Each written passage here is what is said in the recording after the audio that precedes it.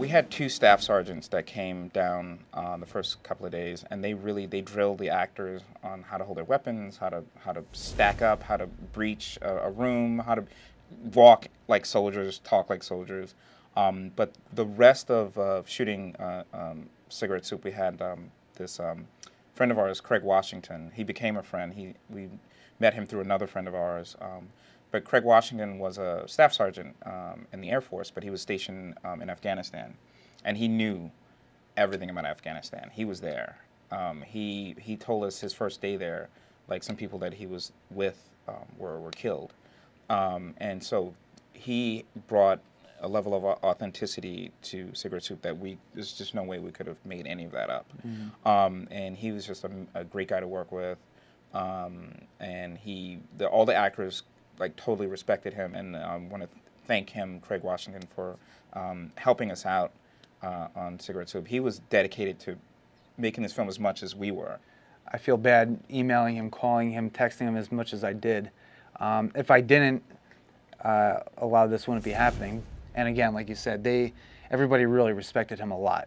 And I mean, whenever he talked, everybody listened and, directed their questions directly to him, and he did a great job. We had the great and the good Craig Washington on set with us, who was advising us on military issues.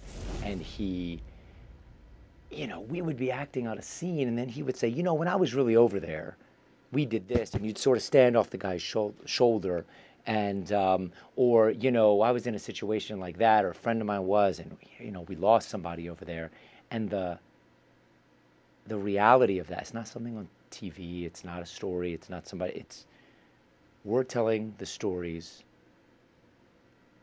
representing real people that really go into these situations. It doesn't get more serious than the things that we're portraying, and as citizens, I mean, we all have to do it. We take it for granted that these things happen and that everything's happens way over there, because we have to go. Everybody has to go on with their lives, but these young men and young women go over there and face these tough decisions every day, and they stick with them for the rest of their lives. And to dip your toe into that world takes. You have to be doing it for a good reason.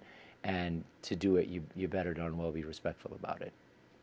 On set, we had some military consultants who helped us with, holding the rifle, showing us how to line up, going through the regular procedure, how one would enter a bunker and things like that.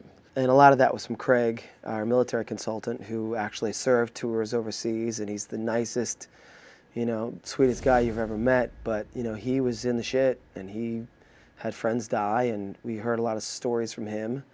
And he came in and, told us we're holding the guns wrong and we would approach this differently. And I think we all got a greater respect for the military as a result. I haven't been in that situation. I don't think anybody else has been in anything similar to these situations. I mean, you could try and imagine it and like put yourself in other people's shoes as much as you can, but I think at the end of the day, it's difficult to really grasp some of the stuff that they were going through.